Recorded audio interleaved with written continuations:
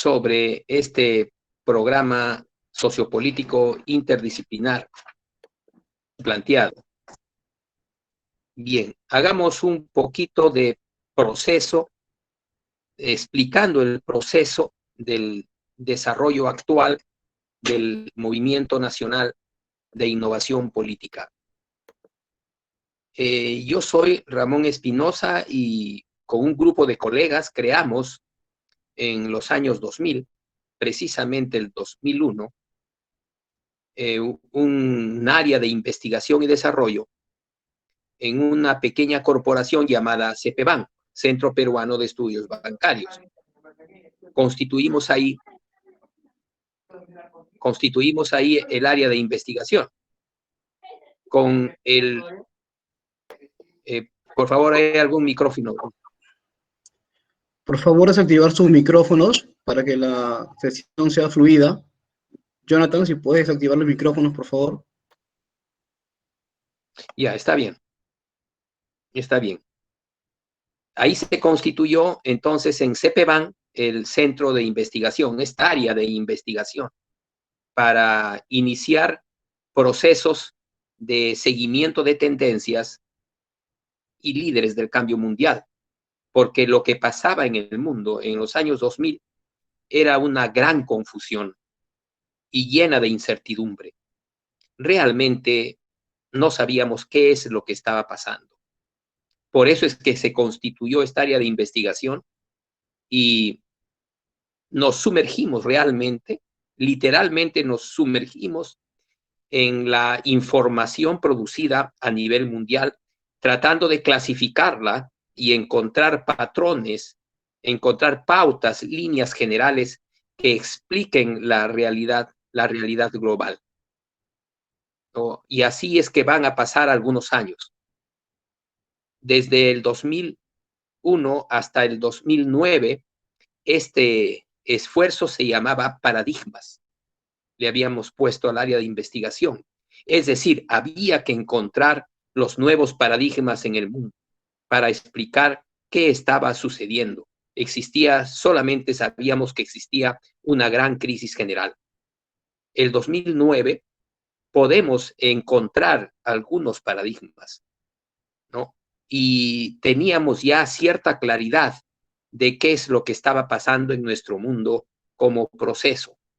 A partir de ahí nos dedicamos a producir estrategias, siempre con el método de seguimiento de tendencias y líderes del cambio mundial.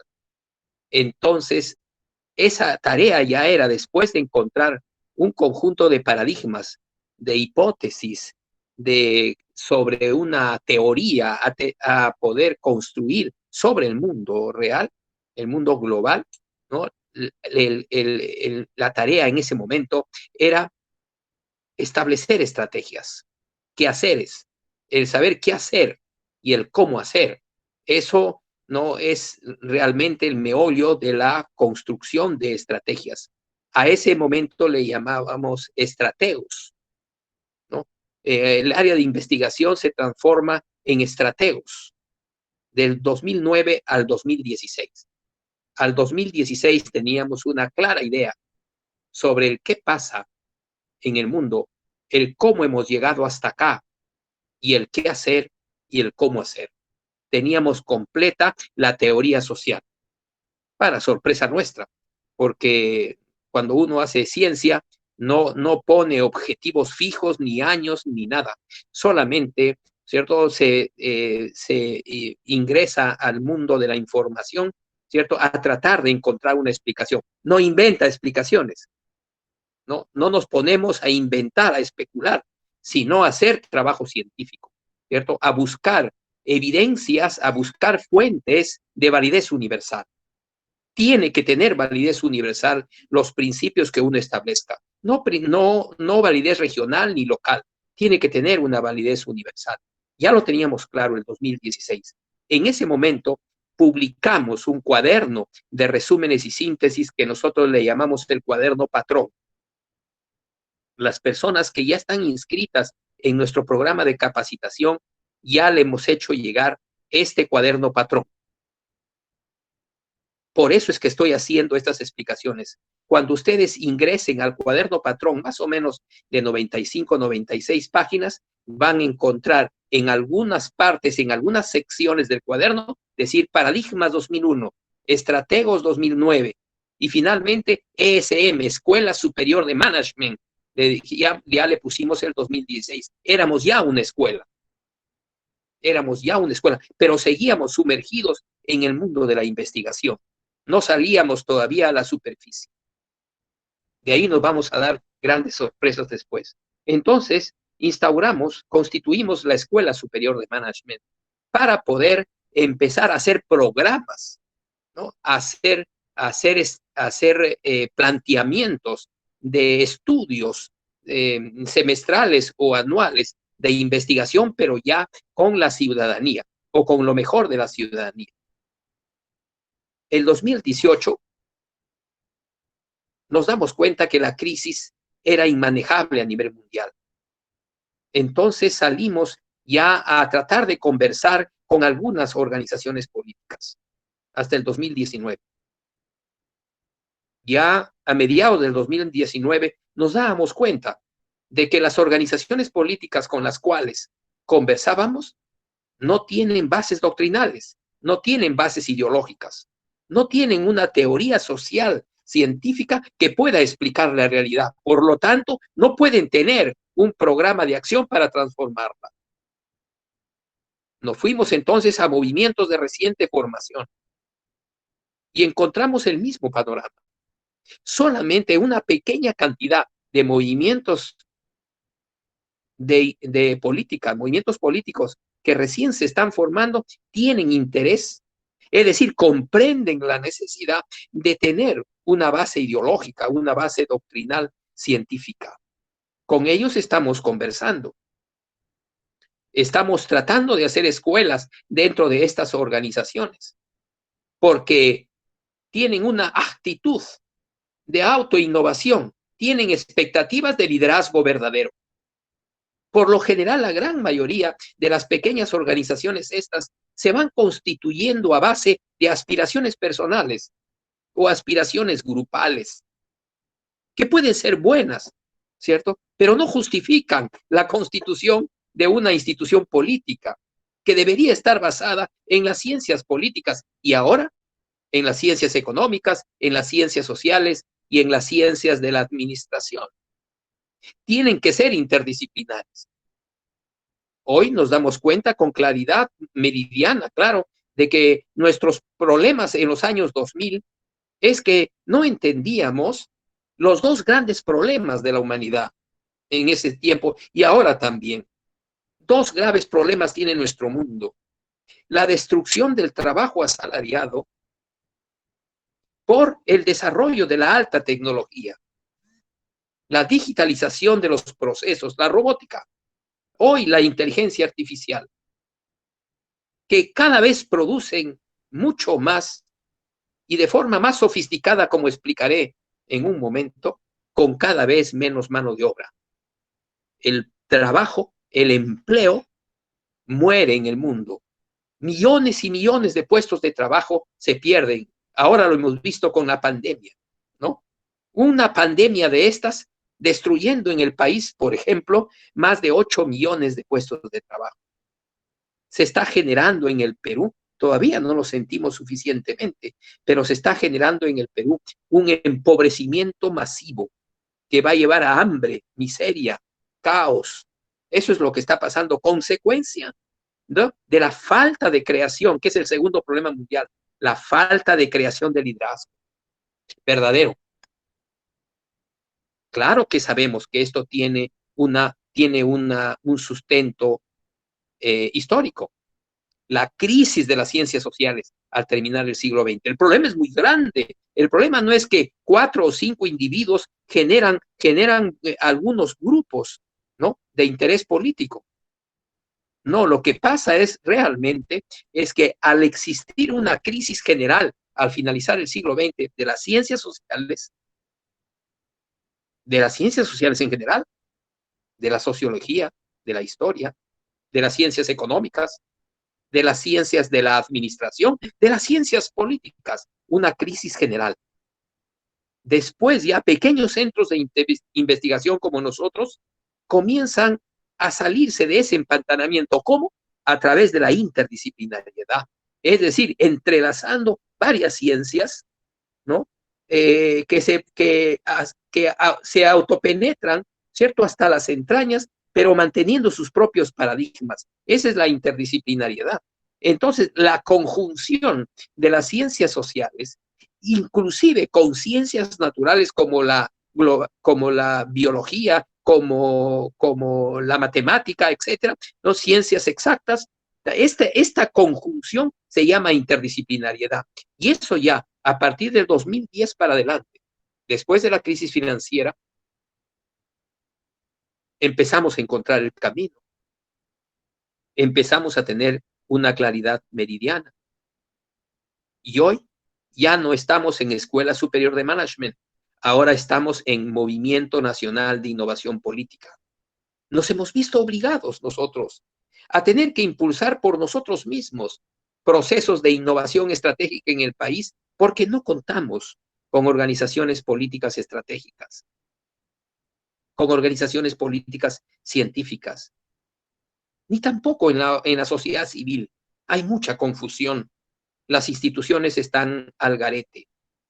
La teoría social, entonces, que planteamos ahora, es decir, el conjunto de hipótesis que explican la realidad mundial y la realidad nacional en lo fundamental y como proceso, a eso se llama teoría social, a ese conjunto de hipótesis.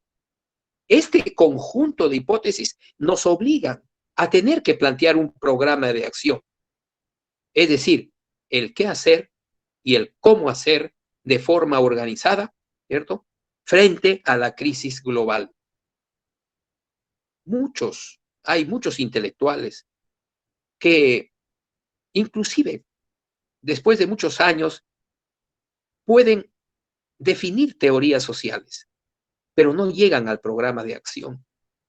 Muchas veces a brillantes académicos, después de que terminan sus planteamientos, les preguntamos, ¿y ahora qué debemos hacer?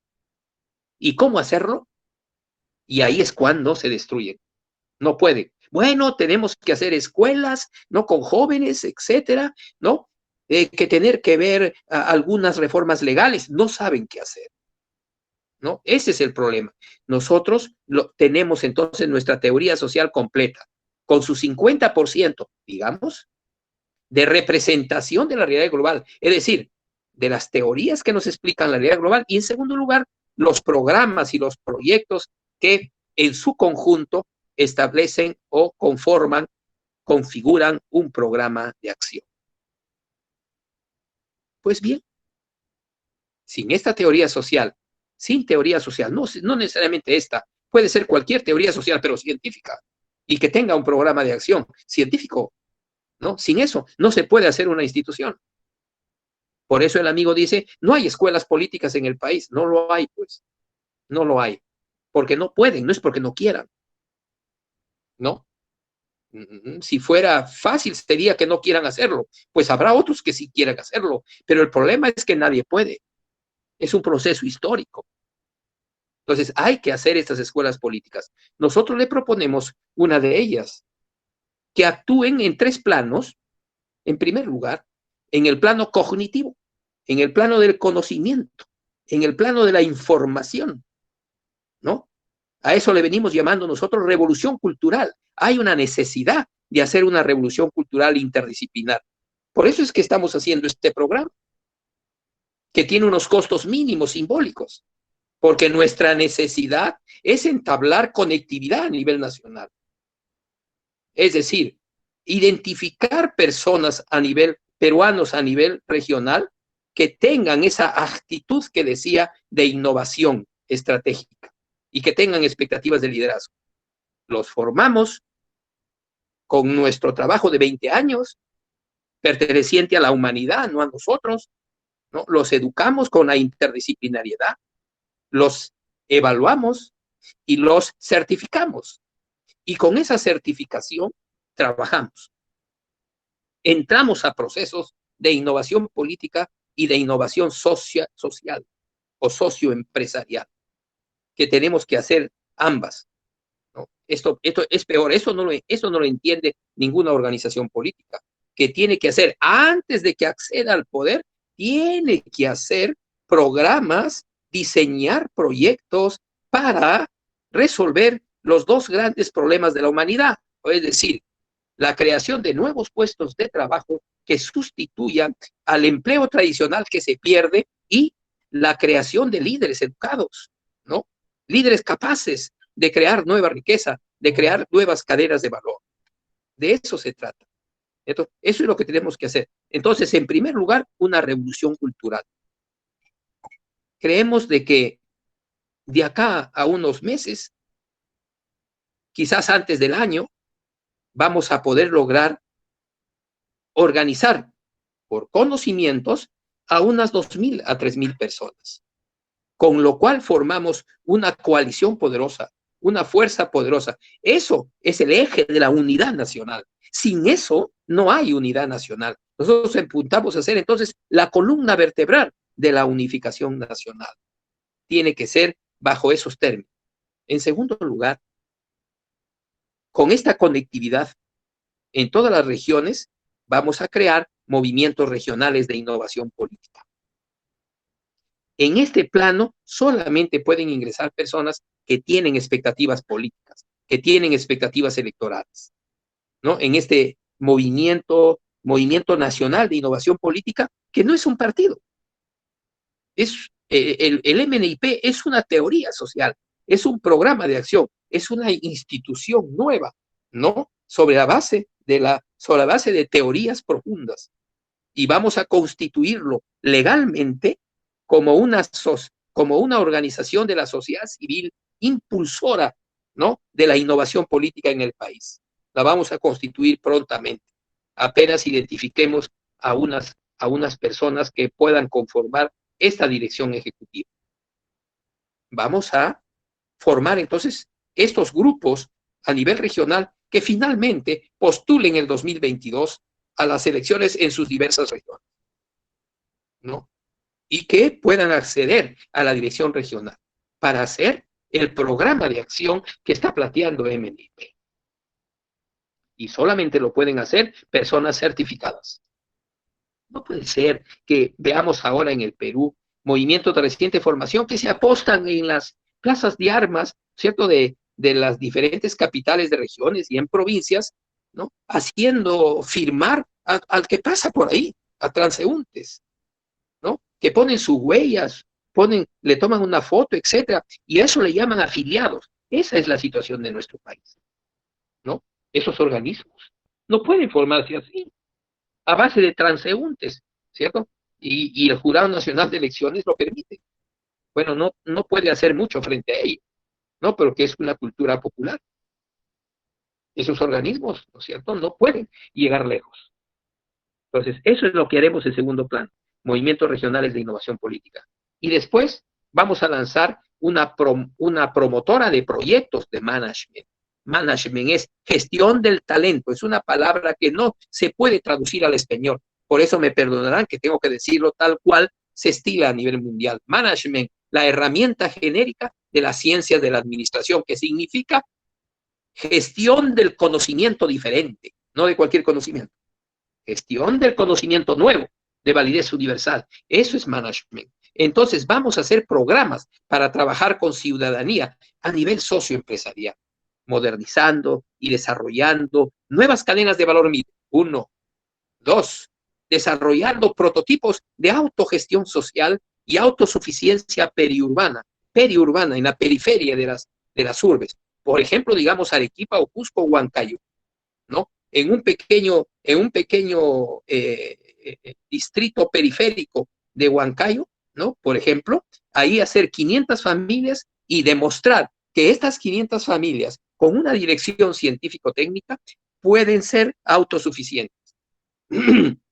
Queremos decir que no necesitan del gobierno, ni siquiera del gobierno regional, y que no necesitan de corporación alguna, ni de las mercancías estandarizadas del mundo corporativo mundial, y que pueden hacer ahí su propia agricultura urbana ¿no? Su propia creación de animales menores en proteínas, educación, salud, todo, desde reciclaje y seguridad ciudadana, todo, estas 500 familias.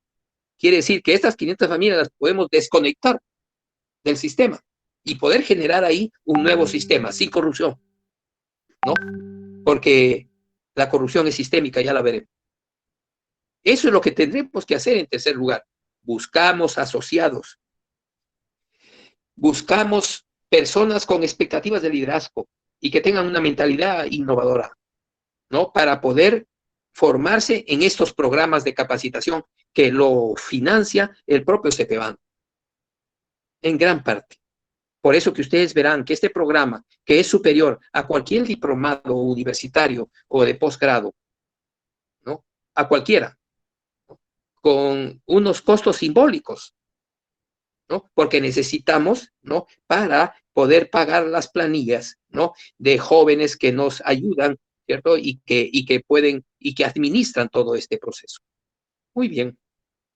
Eso es, haciendo eco de lo que nos estaban preguntando las personas que intervinieron, ¿no? Eso es lo que es MNIP. Pero vamos al programa, entonces, este programa de sociopolítico, ¿no? Le decimos sociopolítico porque es social en primer lugar, ¿no? Porque hay que crear valor, hay que crear nueva riqueza, y es político porque accede, ¿no? Accede a las teorías más avanzadas de la política mundial para transformar la realidad y finalmente acceder, ¿no? al Estado nacional o subnacional. Quisiera explicar en primer lugar la significación del programa a nivel de lo que plantea interdisciplinariedad. Señores, en las presentes circunstancias, ¿no? De crisis general que pasa en nuestro mundo desde fines del siglo XX hasta ahora, ¿no? La fragmentación de las teorías y disciplinas, es decir, la fragmentación de los conocimientos referentes al desarrollo económico social, que se llama especialización, ¿no? Castran realmente, castran la imaginación y la creatividad de los profesionales, al terminar, de los directivos, de los ejecutivos. Eso es lo que está pasando. Me explico. Desde hace unos 30 años más o menos, se acabaron los estudios generales, por ejemplo, en las universidades, ¿cierto? Y aparecen muchísimas universidades y muchísimos institutos. Tengan mucho cuidado. En el Perú hay el doble de universidades y el triple de institutos que en Chile, por ejemplo, o en Colombia, ¿no?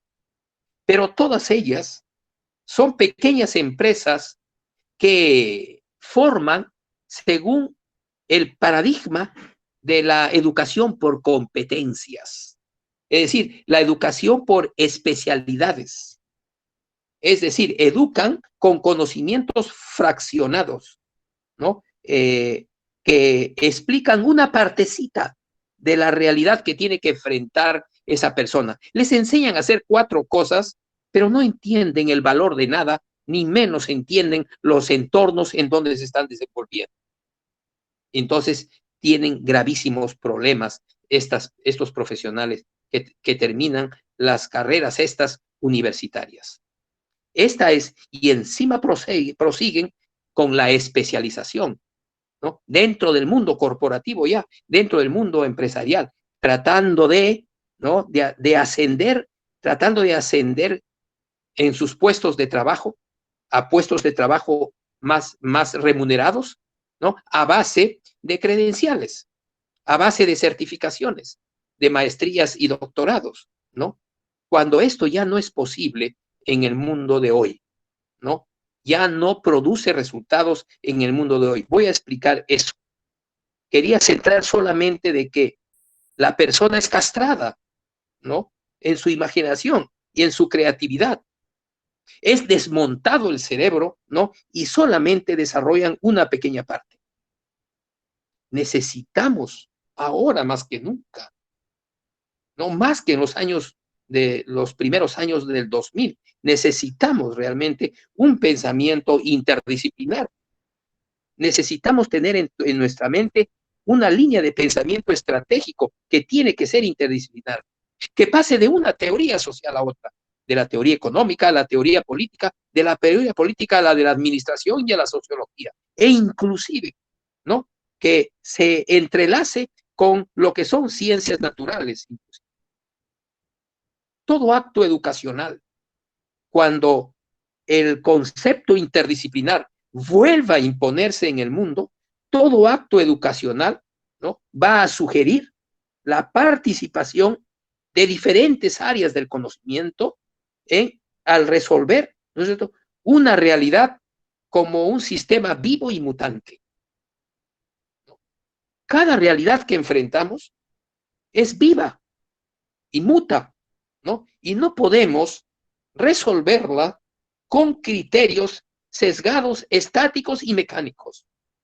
Tenemos que tener un pensamiento interdisciplinar. Por eso este programa de capacitación interdisciplinar, que en el fondo consiste en esta tendencia científica a nivel mundial de la autoeducación. Porque todos nosotros debemos crear nuestro propio conocimiento. El conocimiento solo se crea en la cabeza. Por ejemplo, si tú quieres tener conocimiento de matemáticas, tienes que resolver problemas de las matemáticas. Y el conocimiento lo vas a tener en la mente. En el libro de matemáticas no existe conocimiento, solo existe información. Tú tienes que tomar esa información, ¿no?, y lo aplicas a un problema concreto y desarrollas conocimiento en tu mente. Eso es. Y esos son los procesos ahora de autoaprendizaje. Es decir, todos nosotros debemos ahora, ¿no?, sin sistemas educativos interdisciplinares, cada uno tiene que hacerse a sí mismo, tiene que crear su propio conocimiento. La autoeducación, entonces, amigos, es la mejor manera de aprender y desarrollarse en nuestro mundo. Es el arma más potente para enfrentar una época de tanta información. Lo que hay en el mundo, hay muchísima información. Se dice infodemia. Cada 2 o 3 años se duplica, amigos, la información. Y en los años 30 se va a duplicar cada 6 veces. Es una enorme cantidad de información. Tienes que saber clasificar la información. Claro, de esa información el 90% no es útil. O sea, es información basura. Hay un 10% que sirve. Tienes que saber tú clasificar la información dentro de este mundo, ¿no?, enorme de información. Tu información, la que necesitas. Entonces, los que se organizan en estos programas, no necesariamente el nuestro, y habrá otros de repente, ¿no es cierto? O también debe de repente haber estos programas que se hacen por internet, ¿no? Pero es el arma, la autoeducación, ¿no?, que más nos va a ayudar a generar conocimiento. Los que son capaces de autoeducarse tendrán más posibilidades de tener éxito en cualquier campo del trabajo con los que no, con los que son educados a través de aulas, a través de clases, de programas curriculares y de evaluaciones parejas. O sea, todo el mundo los evalúan de la misma forma. Las personas, entonces, que entiendan lo que es la autoeducación, van a aprender cosas nuevas constantemente de diversas fuentes. Por eso es que hay que manejar fuentes. Ese es nuestro trabajo, ¿no? Clasificar fuentes a nivel mundial y para poder ofrecer estos conocimientos. Con esto puedes tener tú una visión más amplia sobre cualquier tema. Eso es, ¿no? Por eso la importancia de este programa. Hay que aprender, amigos, a buscar información que nos interese. No tienes por qué adquirir información que no te importa. Te obligan a hacerlo, pero uno hay que rebelarse y hay que consumir la información que queremos, buscar la información que queremos. Uno de los graves problemas de los sistemas tradicionales de la educación es que tratan de enseñarles a muchas personas el mismo contenido.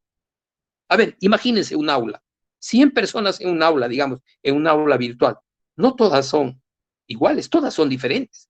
Por lo tanto, cada una necesita información diferente a la otra. ¿Y por qué razón le tienes que obligar a todos a consumir la misma información? Y encima, tomarles un examen, ¿cierto? Para percatarte de que todos han consumido la misma información y robotizarlo. Y convertirlos en mano de obra barata, finalmente, en herramientas. Necesitamos hacer, por lo tanto, otro tipo de escuela.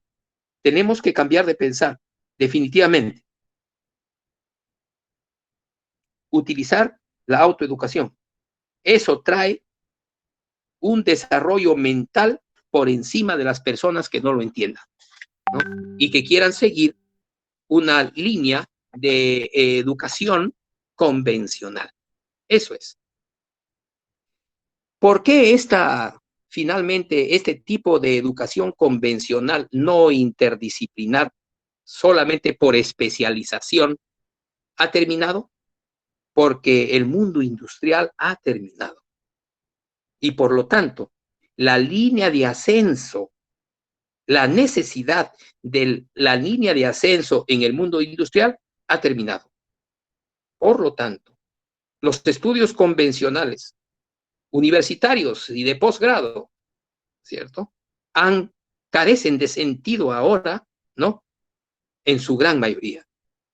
Si no son interdisciplinares, carecen de sentido. Si solamente son por especialidades, carecen de sentido.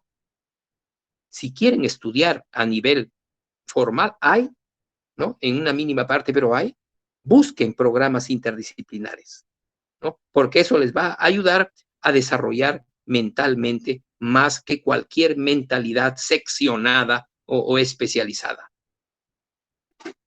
Por lo general, estos programas no significan, no es sinónimo de conocimiento científico, no es sinónimo de saber, porque no desarrollan investigación y menos innovación estratégica. ¿Por qué? Porque te implantan una currícula que tú estás obligado a estudiar y a memorizar, ¿no? Eso es. Vamos a publicar un speech, ¿no? Para la próxima semana, promocionando el programa interdisciplinar que dice así: las economías modernas crean cada vez menos empleo, producen cada vez más bienes y servicios con mayor precisión, calidad y sofisticación, utilizando menos tiempo y menos mano de obra. Es decir, el mundo moderno cada vez produce más y más bienes y servicios con cada vez menos y menos mano de obra. El trabajo está siendo destruido. La computarización de procesos, la robótica, la innovación continua sustituye el trabajo manual y también el trabajo especializado. El trabajo más tecnificado es sustituido por programas y por robots, ¿no? Entonces se está generando un enorme desempleo en el mundo. Es el problema básico mundial ahora, el problema número 1. En tal sentido, los prolongados y difusos estudios académicos universitarios para después trabajar cuando termines están muy por debajo de la innovación radical de la economía y la tecnología mundiales en los últimos 50 años. Así, nuestros jóvenes profesionales, poco tiempo después de graduarse, no se explican por qué se encuentran trabajando en empleos que no tienen nada que ver con lo que han estudiado. Y a su vez, más gravemente, no tienen relación con lo que quieren llegar a ser. Y la mayoría de veces trabajando en puestos de trabajo muy mal remunerados. Todo esto de forma contraria a sus necesidades humanas más profundas y a sus expectativas humanas de futuro, ¿no? Eso es. Toda esta formación, toda esta creación de conocimientos por clasificación de información, amigos, lo hacíamos y lo hemos hecho y lo seguimos haciendo, actuando, tratando de actuar sobre los dos problemas cruciales de la humanidad que estábamos diciendo, ¿no? La pérdida de millones y millones de puestos de trabajo al año en el mundo y la no sustitución de estos por la creación masiva también de nuevos puestos de trabajo. Bueno, el problema principal acá no son los puestos de trabajo que se pierden, sino nuestra incapacidad de las organizaciones políticas y de las organizaciones de Estado para crear nuevos puestos de trabajo que sustituyan los perdidos por el impacto de la alta tecnología. Eso es. Y en segundo lugar, actuar sobre la crisis general de las ciencias sociales y la educación en ciencias sociales. Eso es lo principal, más que en ciencias naturales, ¿no? La problemática se encuentra en la crisis general de las ciencias sociales y en los programas que tienen que ver con esto. Nosotros entonces, dentro de poco, vamos a manifestar a través de redes sociales que este programa puede complementar, ¿no?, a los estudios profesionales, universitarios y postuniversitarios de las personas, que pueden complementar con este programa y poder ahí sí convertir en algo productivo, ¿no?, los conocimientos especializados, ¿cierto?, que han adquirido en estos centros superiores de la enseñanza. Un solo año, 6 meses, a nivel de un programa básico, y si quieren un programa superior, 6 meses más, basta con un año. 5 años es demasiado ahora. Esto está cuestionado en el mundo. No puedes obligar a un joven a estudiar en una universidad 5 a 6 años para después trabajar, ¿no? Es una pérdida de tiempo tremenda. La educación tiene que ser dual, tiene que ser teórica y práctica. Los jóvenes tienen que trabajar desde el inicio, desde el comienzo, para poder adquirir realmente conocimientos en medio de la teoría y la práctica. Y más aún, hacerlo con un pensamiento interdisciplinar. Eso es. Formaremos entonces, evaluaremos y certificaremos a las personas que se eduquen en estos programas, para con ellas practicar la investigación y el desarrollo y la innovación estratégica, es decir, formándolos como socios, como decía inicialmente. Esto, ¿cierto?, tiene que ser la razón por la cual nos conectamos. Hemos salido del centro de investigación hacia la superficie, ¿cierto?, a vernos con las organizaciones de la superficie, de la economía y de la política, ¿no? La razón es conectarse con muchas personas a nivel nacional, ¿no?, y poder formar nuestros socios, ¿no?, nuestros coparticipantes a nivel nacional y realmente, ¿cierto?, luchar en estos 3 campos que estábamos diciendo: la revolución cultural, la innovación política y la innovación socioempresarial.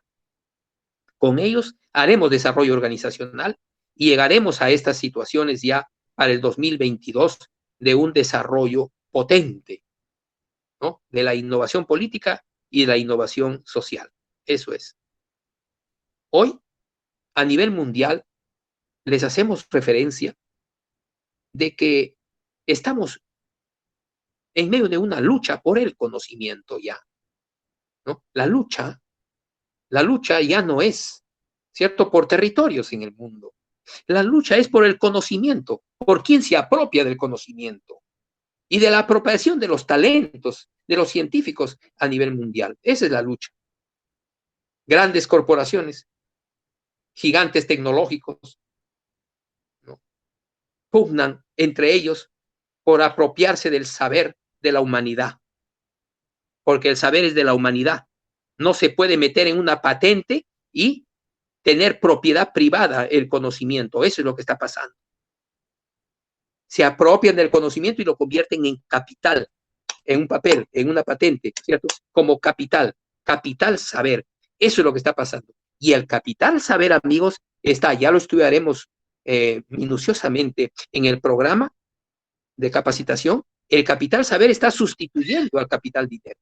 El capital dinero, el capital financiero está pasando a segundo plano y está teniendo mayor vigencia, mayor poder el capital saber. Frente a eso, ¿no? ¿Cierto? Estamos nosotros ahora. Nos enfrentamos al proceso ahora de desarrollo de la acumulación originaria de capital saber. Se está acumulando y lo están concentrando y se está conformando un poder tecnocrático, ya no un poder capitalista, sino un poder tecnocrático. Eso es lo que nos amenaza. Los científicos, ¿qué es lo que tenemos que hacer a nivel mundial? ¿No? Desarrollar conocimiento y distribuirlo, no permitir su apropiación, porque el saber científico solo se desarrolla por distribución, distribuir el saber dentro de toda la sociedad, y es lo que ahí genera desarrollo, porque el desarrollo lo genera la sociedad en su conjunto, también la ciencia.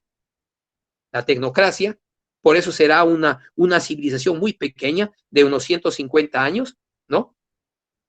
Porque basa su poder en la propiedad privada del capital saber, y eso es endeble, eso no resiste, ¿cierto?, frente al desarrollo de las necesidades de miles de millones de personas a nivel mundial. Entonces, estamos preparándonos, amigos, para poder participar en la desglobalización científico-técnica. Quiero explicar un ratito esto. A ver, vayámonos a 1980. Los Estados Unidos, Europa y Japón deslocalizaron toda su industria principal. Deslocalizaron, es decir, sacaron de Estados Unidos, sacaron de Europa las transnacionales, sacaron sus naves industriales de Japón, de Europa y de Estados Unidos y la llevaron a China, principalmente. ¿Por qué? Porque un puesto de trabajo, por ejemplo, automotriz en Estados Unidos, estaba remunerado en $2,500 mes, y en China $80. Por eso llevaron toda la industria a la China, ¿cierto? Para poder, mientras que Japón, Estados Unidos sobre todo, y Europa se dedicaban a la economía de servicios y a la economía científica, se llenaron de laboratorios, ¿no?, tratando de formar conocimiento científico, sobre todo en las ciencias naturales y en las ciencias exactas.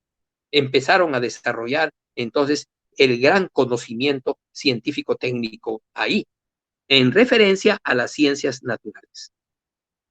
Pero han pasado 40 años, de 1980 al 2020, amigos, han pasado 40 años, y ahora podemos decir que los robots son más baratos que la mano de obra barata de la China, que está en un sueldo mínimo de $300, parecidos a los del Perú. Ya no es barato hacer industrias con mano de obra barata. Entonces, gran parte de la industria, la más avanzada, está regresando otra vez a Estados Unidos, Japón, etcétera, ¿no?, en mejores condiciones tributarias, en mejores condiciones económicas, etcétera, ¿no?, más cerca a sus grandes mercados, etcétera, ¿no? Esa es la gran lucha que está habiendo ahora entre las corporaciones supranacionales y, por ejemplo, las corporaciones estatales de la China. Se está dando un proceso, amigos, ahora ya indetenible de desglobalización y, por lo tanto, nacionalización científico-técnica. Hay un enfrentamiento entonces ahí, ¿cierto? La tecnocracia, que se apropia del saber y lo convierte en capital saber, y la sociedad, que es la verdadera creadora del conocimiento. No vamos a permitir la industrialización, ¿cierto? Otra vez del país. Quiero decir, no todo se va a poder otra vez nacionalizar. O sea, los Estados Unidos no va a llevar toda la industria que deslocalizó en China, ¿cierto? Va a regresar una parte, la parte que se puede robotizar, pero va a quedar otra parte que es que es una industria todavía de mano de obra barata y que no se le puede sustituir todavía por robots. Entonces, los países ricos se dedicarán a la economía postindustrial robotizada, la industria científico-técnica, que ya no es industria, sino postindustria, y los países atrasados como el nuestro servirán para hacer como traspatio la industria basura, la industria contaminante, la industria a base de mano de obra barata, ¿no? Y por eso ahora Hernando de Soto está planteando la industrialización del país otra vez, ¿no es cierto? Otra vez, ¿a base de qué? De capital extranjero y mano de obra barata, sobre la base de la formalización de la pequeña propiedad con mecanismos de crédito, es decir, para convertirlo en dinero.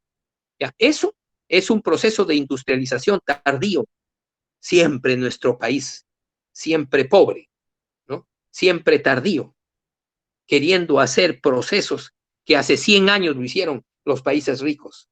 No permitir eso, no permitir que falsos intelectuales comiencen a medrar, ¿cierto? En la política nacional, ¿cierto? En la sociedad peruana. Eso es. Esto nos lleva a plantear, ¿no? Una falsa tricotomía que existe ahora en Perú, bueno, y en los países del subcontinente andino.